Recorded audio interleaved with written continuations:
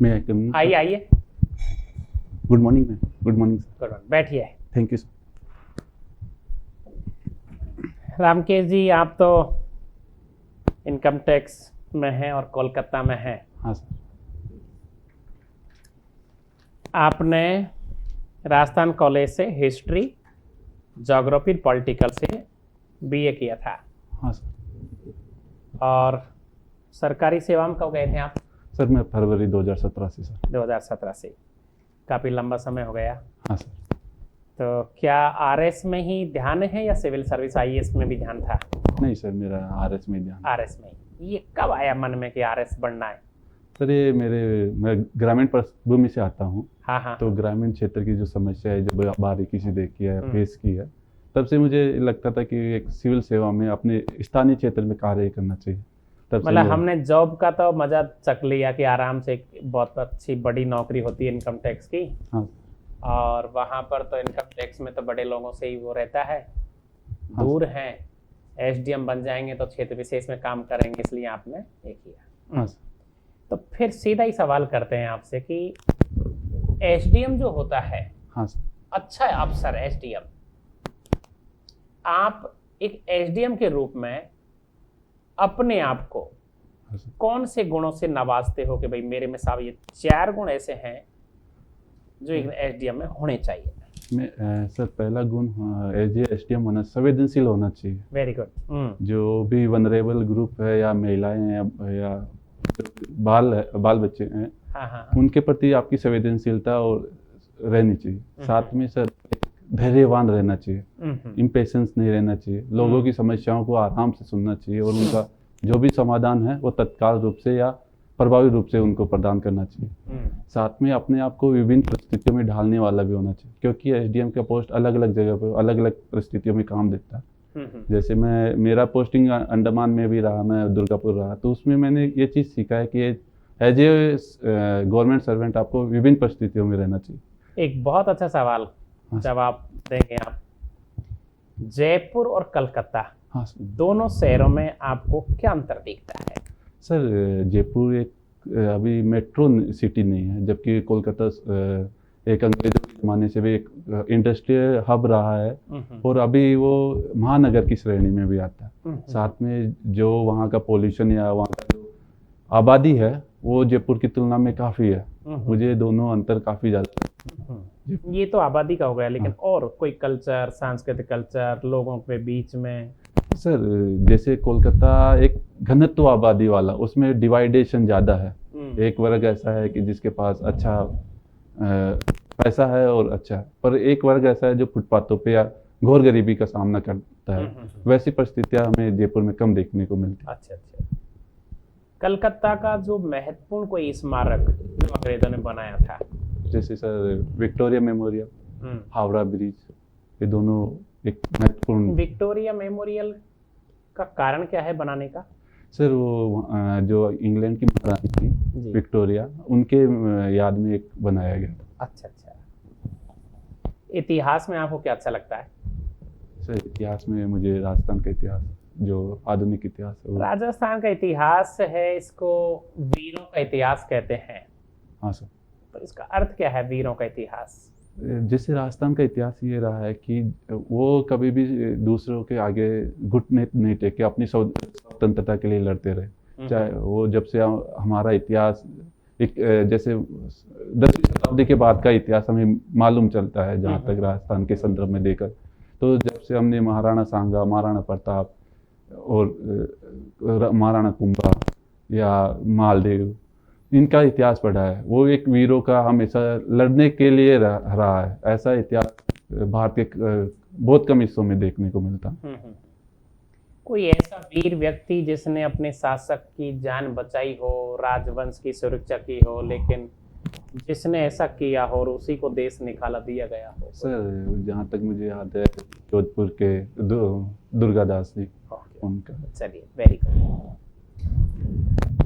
जब भारत आज़ाद हुआ था तो उस समय सबसे बड़ी एक चुनौती थी विदेश नीति को तय करना भारत सरकार के साथ। तो उस टाइम गुटनिरपेक्ष की नीति अपनाई थी, लेकिन 1970 में इंदिरा गांधी जी ने गुटनिरपेक्ष की नीति को त्याग कर रशिया के साथ में अपने संबंध बनाए। हाँ और आज रशिया के साथ संबंधों को छोड़कर अमेरिका की तरफ भारत का झुकाव है।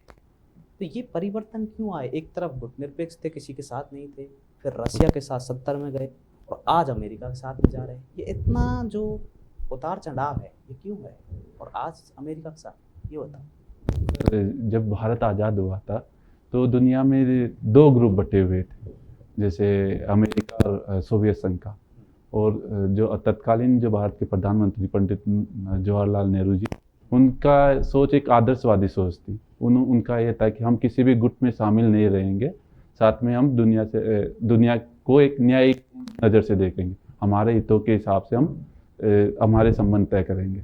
जब 1970 में जब भारत ने कई चुनौतियों का सामना किया, जैसे हम चाइना से युद्ध हारे, या पाकिस्तान से हमारे युद्ध होते रहे, या 70 के दशक में जब बांग्लादेश में जब इंसर्जेंसी का दौर आया और वहाँ से रेफ्यूजीज इंडिया में आए, तब हमने हमारे रियलिस्टिक अप्रोच को अपनाया और एक ऐसे देश को चुना या ऐसे ग्रुप को चुना जो हमारे साथ अच्छे संबंध थे उसके, जो हमारे ऊपर एक तरीके से नैतिक दबाव नहीं डाल सके, हमें हथियारों की सप्लाई कर सके। इस वजह से हमने रूस के साथ एक ट्रीटी की। और वर्तमान में क्या है कि सर, दुनिया बदल रही है, भूपक्षीय हो रही है। आज भारत सभी पक्षों के साथ अपने संबंध मजबूत करना चाहता है और खुद एक मतलब बड़ी शक्ति के ऊपर उभरना चाहता है। इस वजह से वो अपने संबंध खत्म न करके थोड़े रूस के साथ कम कर रहा है और पश्चिमी देश के साथ अपने संबंध बढ़ा रहा है। वो अपने राष्ट्रीय हितों और लोगों के हित सर्वोपरि रख रहा है। वेरी गुड, बहुत बढ़िया।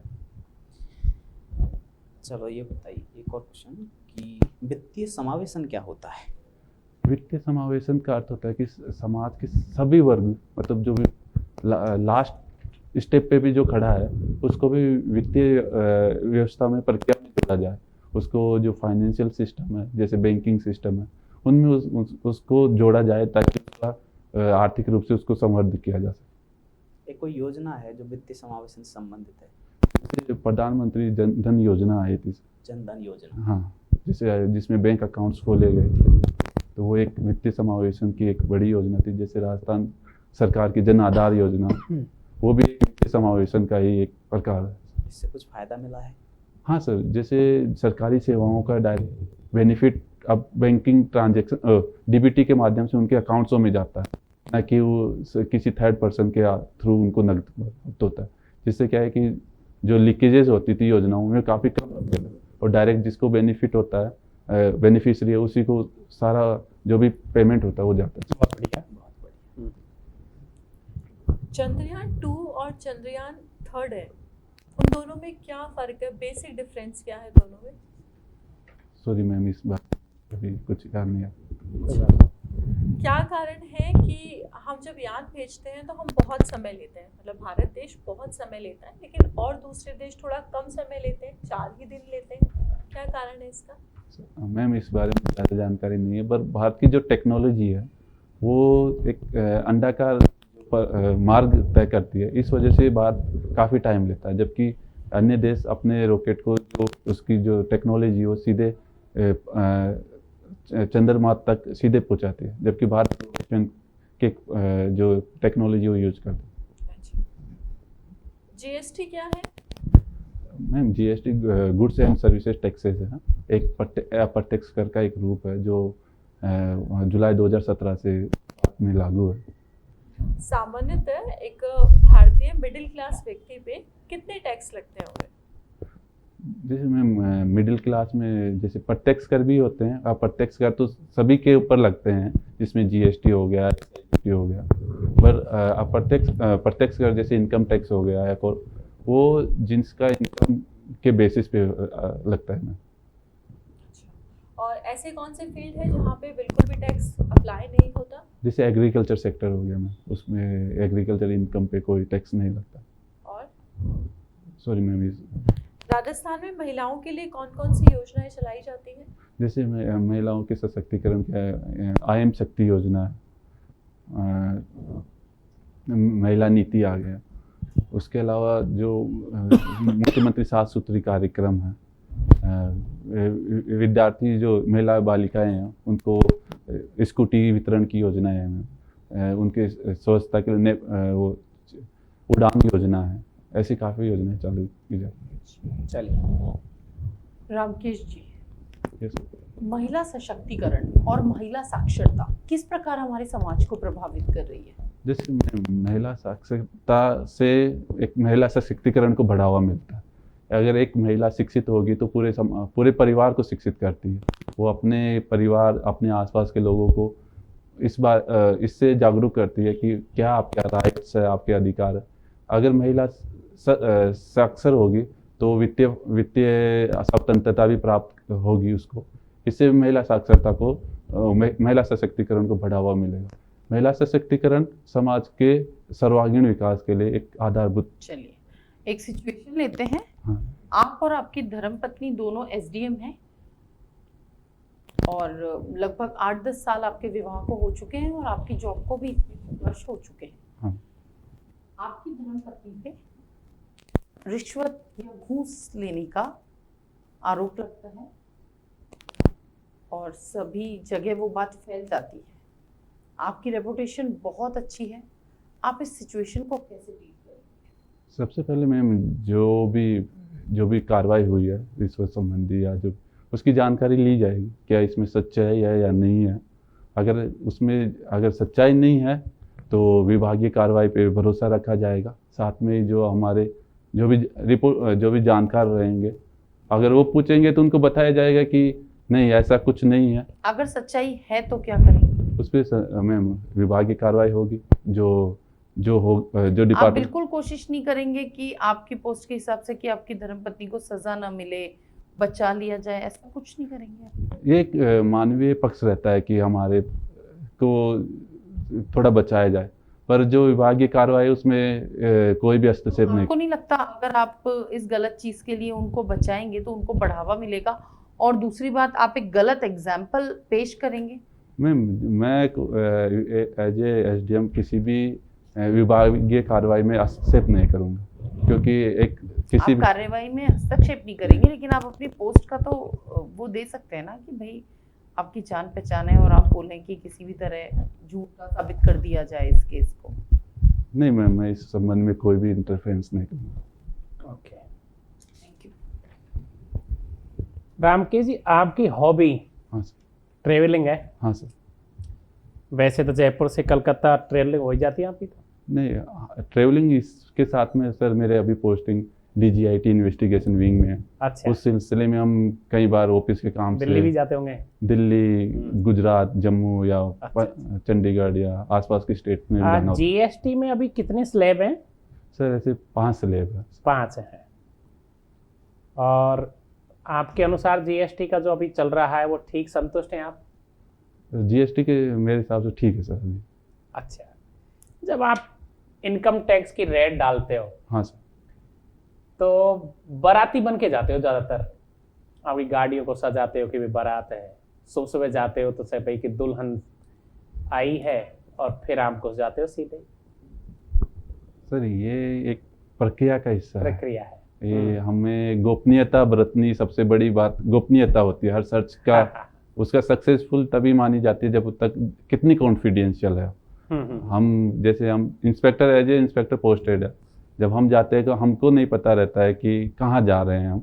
एज ए जो हमारा ग्रुप लीडर है उन्हीं को ये जानकारी रहती है हम कौन से स्थान पे जा रहे हैं। तो गोपनीयता बरतने के लिए। इनकम टैक्स और ईडी दोनों में क्या अंतर है?